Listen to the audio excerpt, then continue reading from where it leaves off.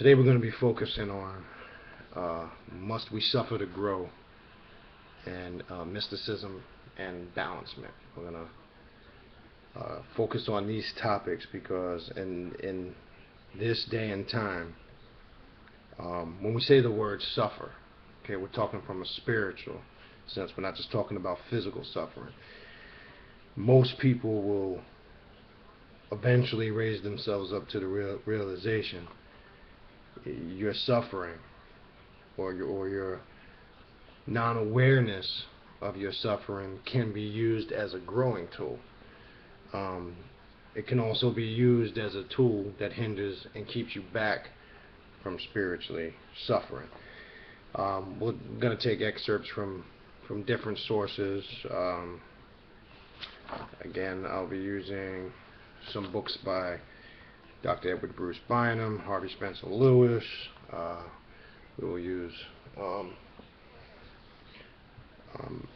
various different sources just to kind of build and collaborate. Now, the last post I did, it's kind of going to be a continuation in this field of study because we want to focus on alchemy, metaphysics, because in this day and time we have to get away from all the physical nonsense and garbage that people are arguing about.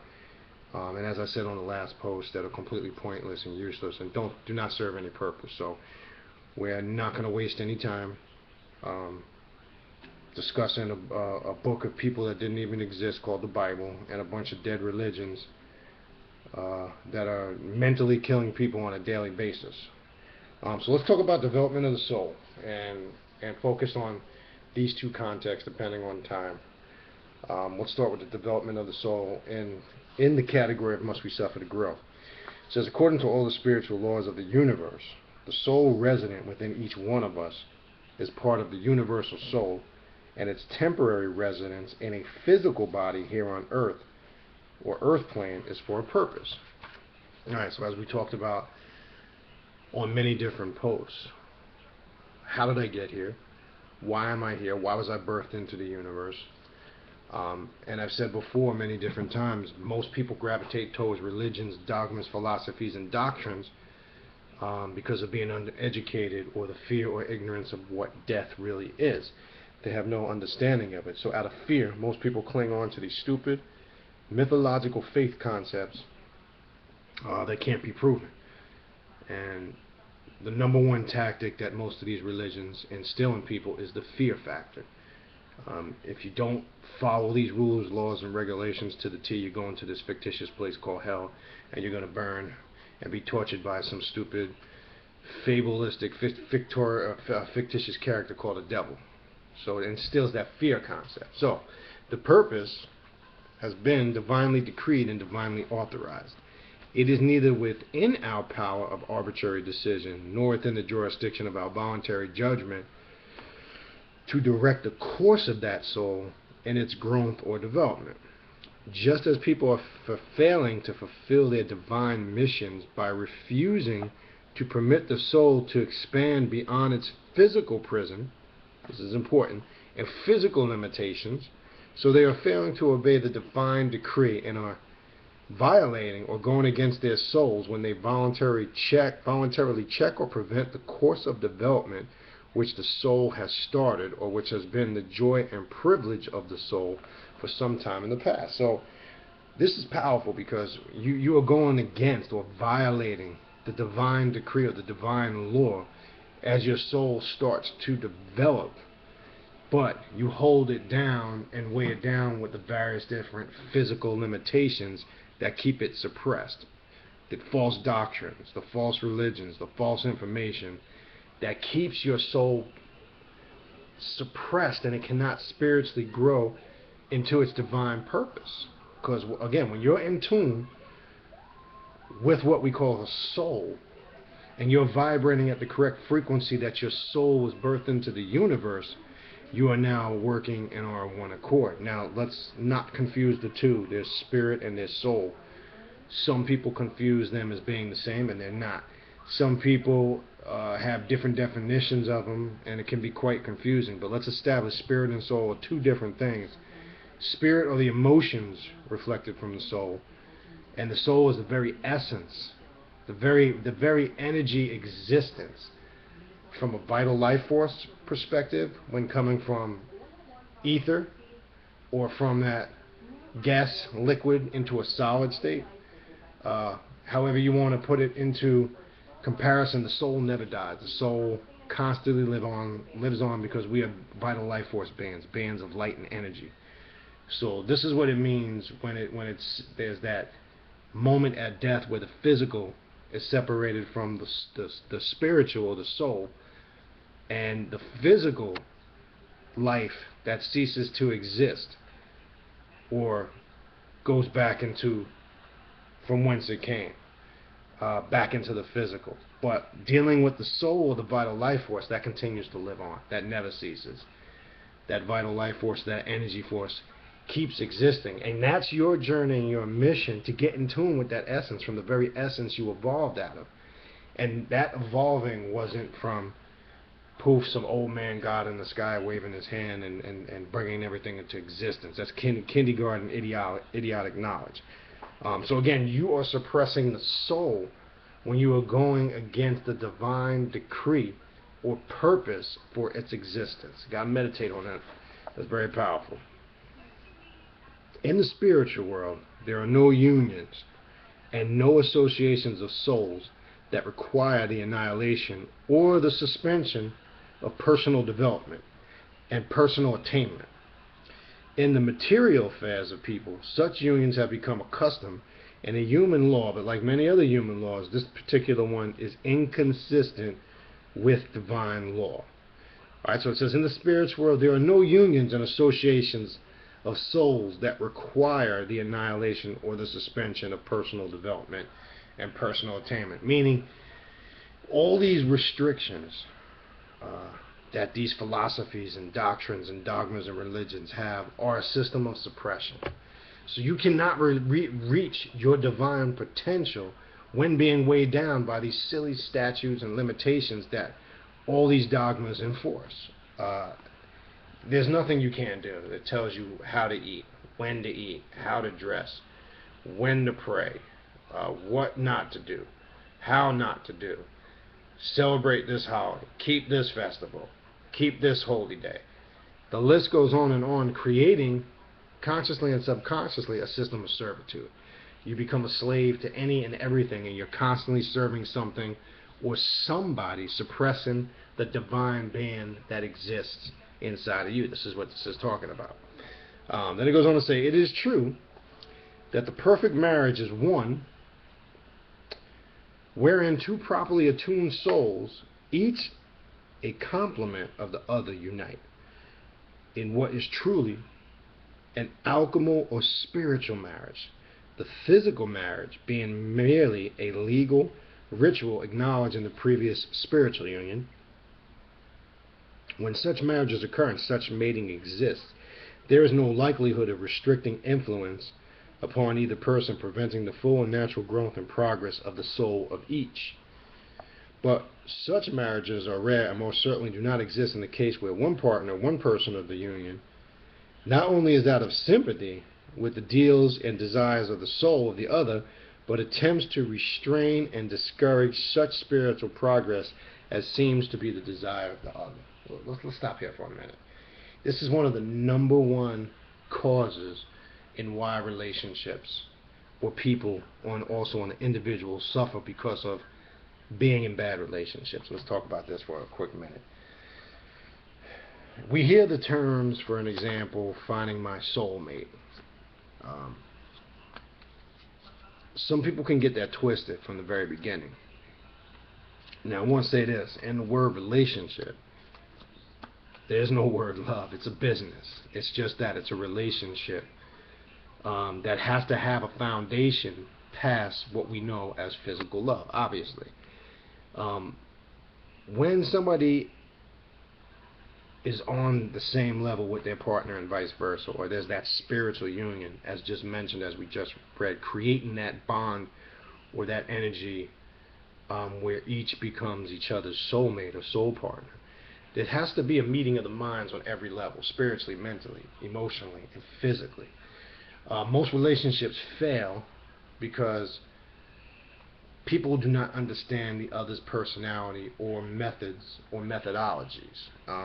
Money usually plays a key factor because people can't agree on money or the lack thereof of money, which is usually one of the key or prime issues in relationships. Now, on a basic level, we should never just mate purely on physical attraction and lust only.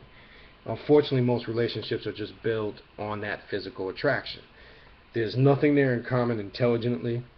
There's no spiritual connection.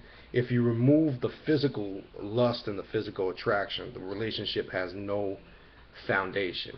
Now, the danger of this that can happen, especially in a situation where you have one person that might be highly spiritual that gets with another person, doesn't matter if it's man or woman, vice versa, and this creates a conflict down the road. Meaning, as one who is more in tune spiritually with themselves starts to travel that spiritual path of mysticism, spirituality, alchemy, and metaphysics, and the other might be more caught in the world of illusion, more materialistic, more physical, there will come that fork in the road where they will have to make that decision of where that relationship really is. The spiritual person more than likely will continue to grow and become more spiritual, and the other person will choose not to go that path with them, and the separation occurs.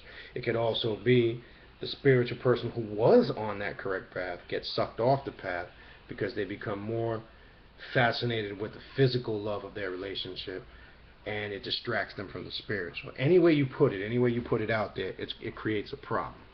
Now, I always tell people this in many different consultations that I do, that people contact me for.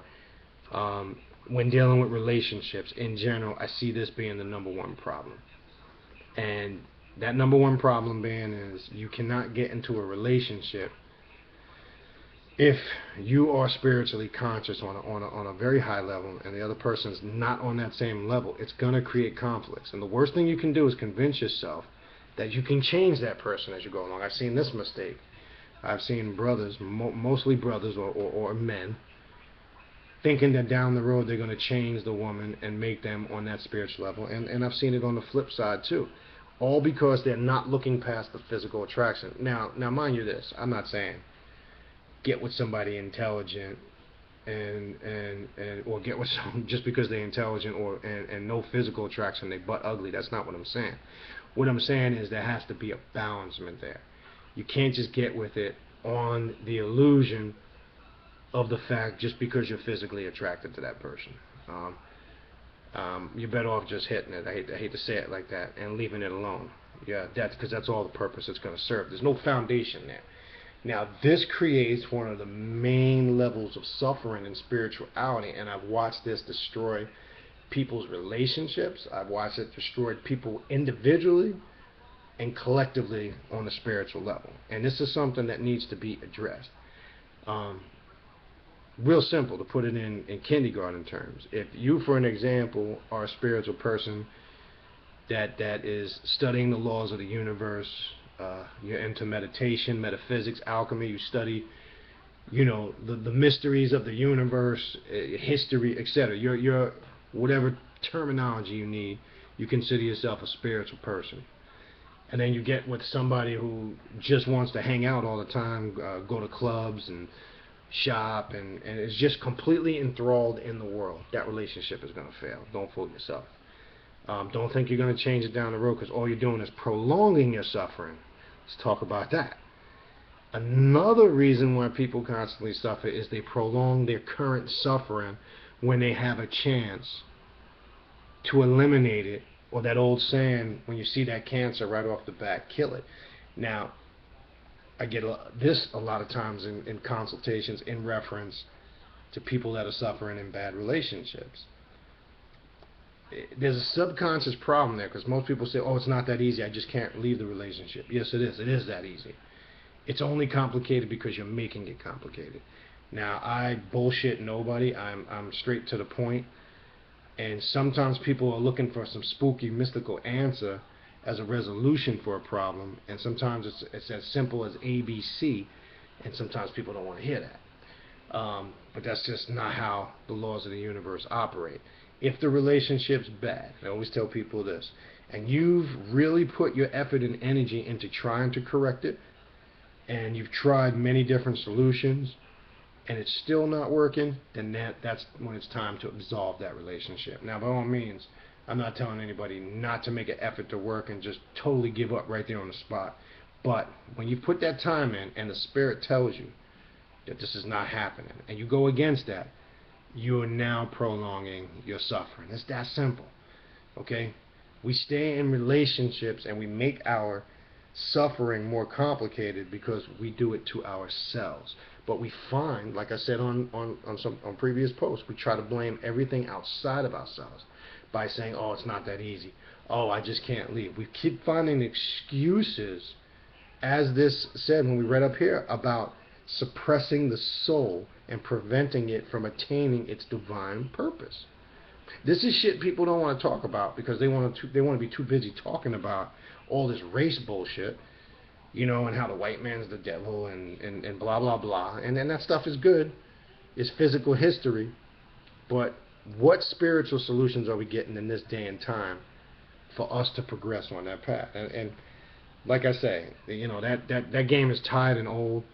Don't sit there and tell me, you know, I hear all these clowns on the internet, they're gonna bang on the cracker or the white man, and they don't even have no weapons, they don't have no resources to start any war. So that is somebody leading you to the path of suicide and self-destruction.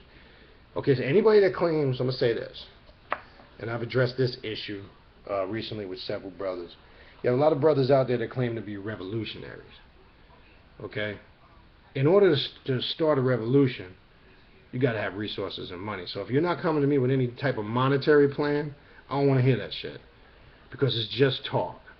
It sounds good at the moment. It sounds nice when you want to feed off of people's emotions and get them riled up and charged. But at the end of the day, what weight does it really hold? It holds nothing because you don't have the resources to start a revolution. So therefore, it's just words. So don't play on that garbage. Leave those silly ideologies alone. We can change the world because melanated people are the most powerful people spiritually and mentally across the planet. It starts, like I've said, if you've been paying attention to my classes, you will understand it's at the root of all problems is it's spiritual at the root. We have to start spiritually and mentally. If we get a bunch of crazy ass Negroes who are not conditioned mentally and spiritually, and we want to start with the physical first and get them riled up for war, we are setting ourselves up for disaster and destruction. We have to educate people. Our meditations, whether you want to believe this shit or not, I couldn't care. It's irrelevant. If we all got on one accord mentally, on some real level shit, not on some peace and love, holding hands shit, that's not what I'm talking about. If we got together on a level and did focused visualization meditation on certain concepts and ideas consistently on an individual and collective level, we could change the energy of the planet.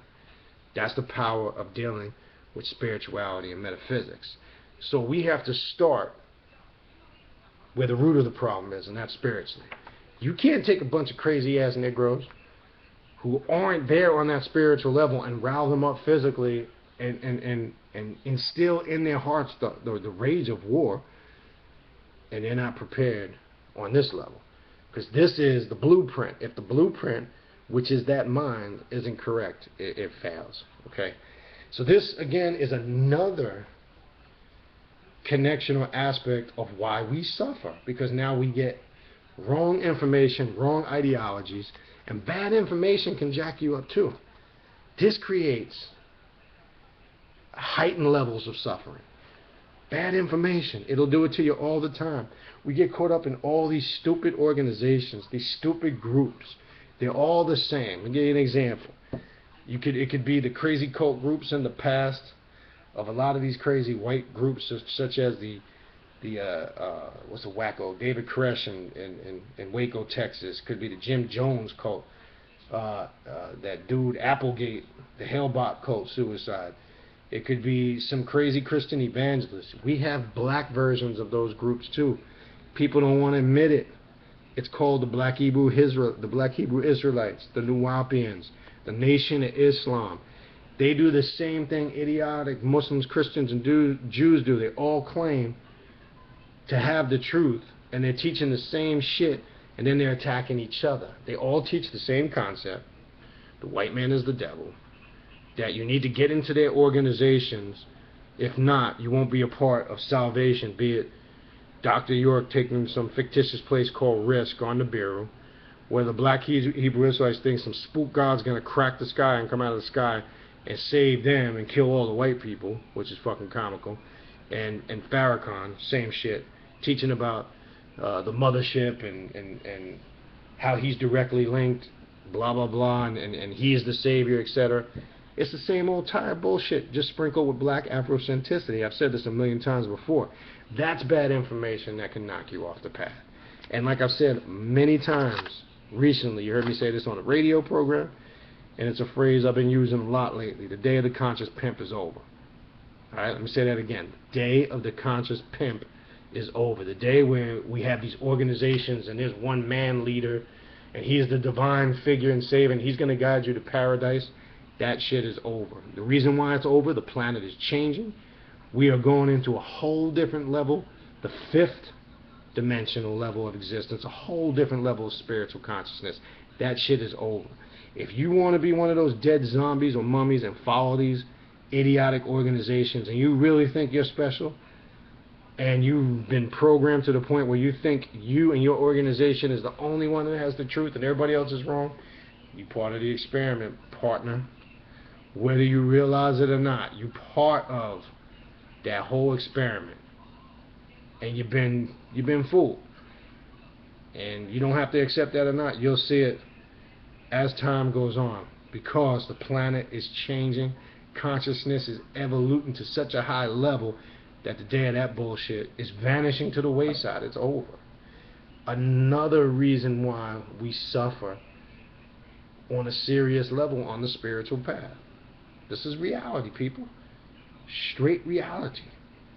So we have to get this together. We got to stop going outside of ourselves looking for solutions. We join these organizations and we get involved in these religions because of our insecurities and fears. And fear is the #1 road to suffering.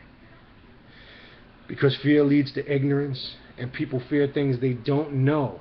And that not knowing or level of ignorance increases the level of suffering, and it increases insecurity. So people need to belong to these organizations that pump their egos up. Because I find in my travels, a lot of people want their ego stroked so they can feel good. They want a feel good lecture.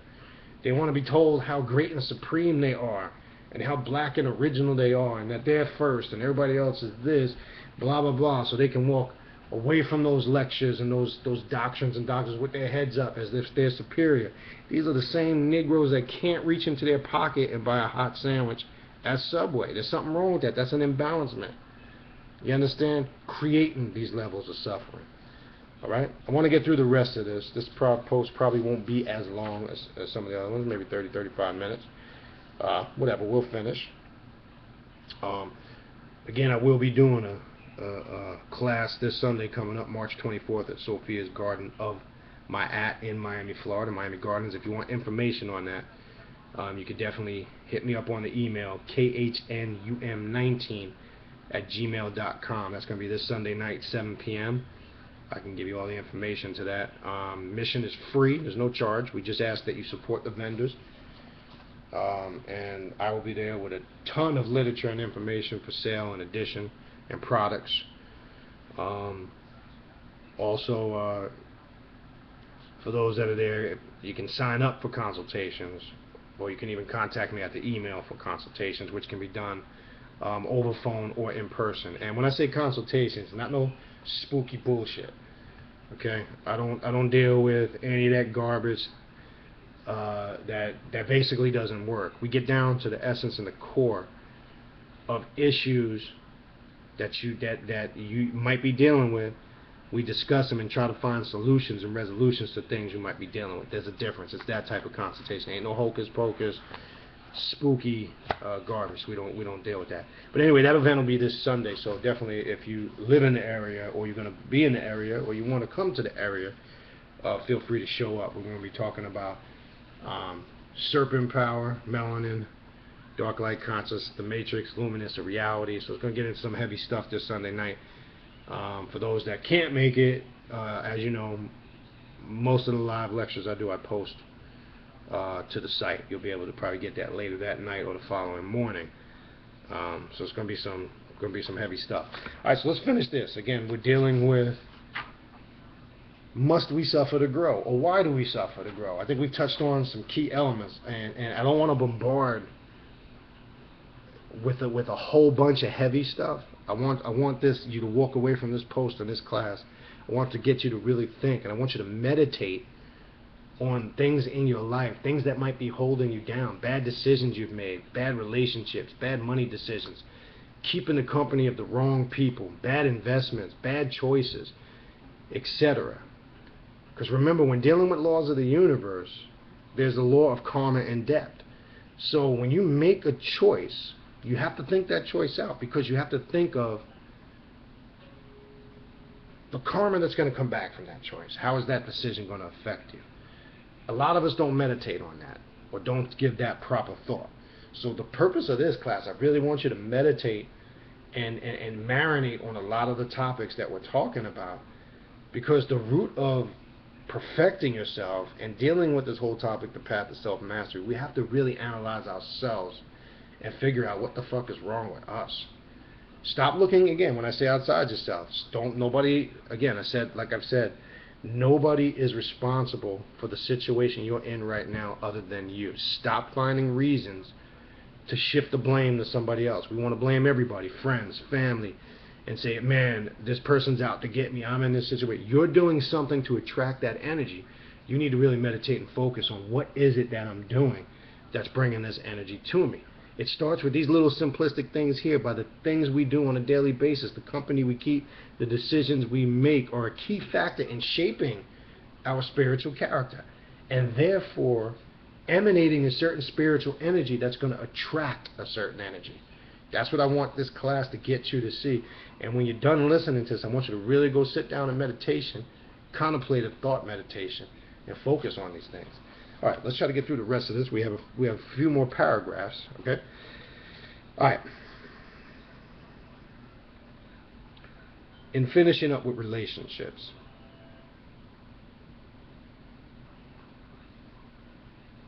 the problem resolves itself into the question as to whether a married person owes a greater duty to the marriage partner or to his or her soul. This is deep. I want to talk about this for a minute. From the spiritual point of view, the very first duty of every human being is to obey the dictates and desires of the divine consciousness within. So let me say this. When you're in that bad relationship and it's hindering your spirituality, and you know that, and you continue to stay in that relationship and choose that relationship over your spirituality, you're again going against the divine law of self. Let me say that shit again. And I hope this touches on a lot of people listening, because I know a lot of people listening to this are in this situation. And they've just been fooling themselves because they don't want to address the situation. If you are in a relationship that may not be going well, and that relationship is hindering your spirituality, your first responsibility is to your soul. You just heard it. Not to staying in the bad relationship and suppressing your spirituality and attuning the soul. You make the wrong choice when you do that. Therefore, create another level of suffering. We're doing it to ourselves by the decisions and the choices we make. If you're in that bad relationship and shit is going bad, you can't blame nobody but yourself. Okay. It goes on to say,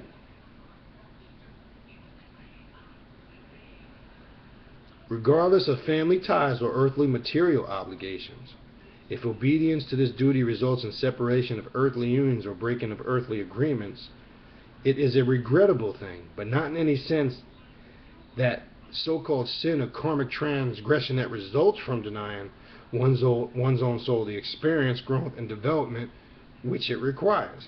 Every attempt should be made to fulfill every earthly obligation an agreement that has been solemnly made, and nothing should be done that will bring unnecessary grief and sorrow, disappointment, or unhappiness into the life of another. Concessions should be made to more than halfway meet the desires of those dependent upon us to fulfill our duties, but this attitude and practice should not go so far as to completely terminate or suspend, this is the most important part, personal development for which the soul is temporary resident within a human body. So that goes back to what I said a few minutes ago. If you've done everything in your power to resolve a situation, especially in a case like this with a bad relationship, and then you choose to walk away, then there's no regrets. But if you stay in that relationship and you've tried everything, and now it's escalating to a bad level where it's suppressing your spiritual growth, that's on you. So again, it's saying here, before I even read it, I made that clear. You make every attempt to resolve a problem before you have to go to the extreme. And as long as you do that, the laws of the universe will work with you. Karma and spiritual energy will be on your side. Because when you are in the right from an energy perspective, nature and the universe works with you. We'll say that again. If you are in the right from a spiritual or an energy perspective, the nature and universe will work with you, and that change will be for your benefit rather than for your suffering or your lack of spiritual growth. Very important. All right, let's finish these last 3 paragraphs, and then we'll summarize. The advancement of civilization and the evolution of the human mind have come about through the exercise of divine privileges of the soul in humankind. Its growth and development has lifted the physical being higher and higher in the scale of expression, and higher in the comprehension of natural and spiritual laws, until each person has become more ambitious to live a cleanly life. Most of the advancements has been achieved by the pioneering souls in the past, who have been willing and ready to step beyond the chains and fetters of custom and common belief, leaving all that ignorant shit aside, belief, and risk everything in answering the call of the still small voice within. Now you can call it the inner voice, you can call it your inner being. That's your soul that speaks to you. Some of us call it intuition, that inner voice. That is that supreme deity that is trying to give you guidance. Most of us suppress it on a regular basis. We go against it, we second guess it. Let me use a basic example. We could all relate to this, I'm sure, at one point or another, where we might have made a decision to go somewhere that might not have been a productive place for us to go, because we might know there might not be positivity there, and immediately we say, you know what, I'm going to go hang out at this place. But something within us says, man, don't go there, don't do it. There's bad energy there, bad things going there. But the physical kicks in. There might be, say, attractive women there as a man and you want to go, vice versa for a woman, might be attractive men there. So you now cave into the physical side of your nature, where your intuition told you don't go, but you just totally neglect that, and you're now reacting on your physical impulses, and you want to go to this place, and you get there, and lo and behold, something goes down that wasn't positive. I use that basic example. So listen to that inner being. That is the divine essence that exists within you that you need to tap into and get in tune with. Very important. All right. Alright, let me skip down here. Alright, if the majority of these persons have given first consideration to their immediate physical obligations and to the criticisms, discouraging comments, and serious obstacles put in their path by those who would not follow them, civilization would not have made the advancement it has made. The spiritual development of humankind would still be in its very primitive state, so far as outer worldly expression is concerned. Alright, so this basically, if everybody was just followers and didn't follow on their intuition, you know, spiritual advancement would cease to exist. This is how things manifest, because people tend to not worry about going against the norm, not worry about being criticized when it comes time to making proper decisions. That's what this is talking about. So saying don't be a follower, you know what I'm saying? Be a teacher, be a master, be an example. Okay? Don't follow what everybody else is doing. That necessarily doesn't mean because everybody is doing it that is right. That's what that's saying. Each of us must carry our own cross, and regardless of how heavy it may be, made by those who should in fact help to lighten it, we must go on and on, traveling the path that leads onward and upward, often taking us away from highways into the byways, away from the multitudes and among the few, but always with our faces turned toward the greater light. We must go on with our cross, and by its weight and by the trials and sorrows, sufferings and pains that are brought to the human body and consciousness, lift up the soul until it cries aloud and rejoices in its beautiful attunement with the spiritual world above us. So must we suffer to spiritually grow? Answer is yes. Okay? It's inevitable. But when you learn from that suffering and you correct it, that's when you grow from that suffering. But when you constantly keep making the wrong decisions and making the same mistakes, you are inflicting your own self-punishment or suffering. So it's necessary to suffer in order to spiritually grow if we're learning from that suffering. And if we're limiting that suffering from our knowledge and our wisdom and our experience, this is a key. This is things people don't want to address, because people will find out when they analyze their levels of suffering, they will find out the root problems that's causing that spiritual imbalancement in their lives. Okay. Having said that, I'm going to stop there just to make a couple quick announcements. We're back on the radio show this Thursday night, 9 p.m. Eastern Standard Time. That's Awakening Universal Minds radio show on TalkShoe.com. We'll be back on this Thursday, 9 p.m. Eastern Standard Time. We will have a great elder and a great pioneer and sister on the show who deals heavy in spiritual consciousness, Dr. Jewel Pookram. Many might be familiar with her. She's been around for a while. Google her, YouTube her. Her work's awesome. We're going to have her live on the show Thursday night, 9 p.m. to 11 p.m., so definitely don't miss that. Tune in. The link will be on this page here, the YouTube page. It'll also be on the Mother Nubia Google page, where all the shows are archived and all the links are archived. You could also go on to Facebook.com, and we now have a Awakening Universal Minds radio show page up and running. Feel free to go there and drop off some comments, questions, stuff about the show, and we will definitely be more than happy to answer those questions for you. So don't miss that show. This Thursday is going to be a powerful show. The following Thursday, on May 28th, we're going to have Dr. David Imhotep back on the show, talking about the African presence, or the original Africans, or the first Americans that discovered this country. We're going to get into a little more historical aspect, that the first Americans were Africans and they built this country. We're going to get into that and continue our discussion with Dr. David Imhotep, who we had on the show a couple of months ago, so he's going to be back. And then don't forget a special Sunday night show. We will start incorporating on the radio show some special Sunday night shows. Sunday, May 31st at 8 p.m. Eastern Standard Time on Awakening Universal Minds. We're going to have Dr. Delbert Blair back on the show. That speaks for itself. You're all familiar with Dr. Blair and you know what he gets into. So we'll be picking his brain for a couple hours, and we'll enjoy that time. And then again, reminder, this Sunday, May 24th, 7 p.m. Eastern Time, I will be at Sophia's Garden of Ma'at doing a lecture.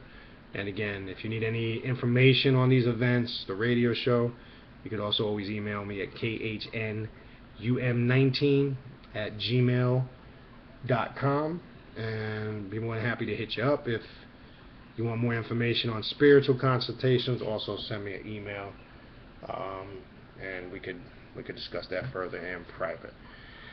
Same email address, khnum19@gmail.com. So, okay, in closing, I hope this topic helped. We'll get into mysticism and balancement. I'm pretty sure that'll be our next topic. Again, I go wherever the spirits and the ancestors lead us. If it is the next topic, that's what the spirits are saying now. If it's not, we'll go wherever they guide us to.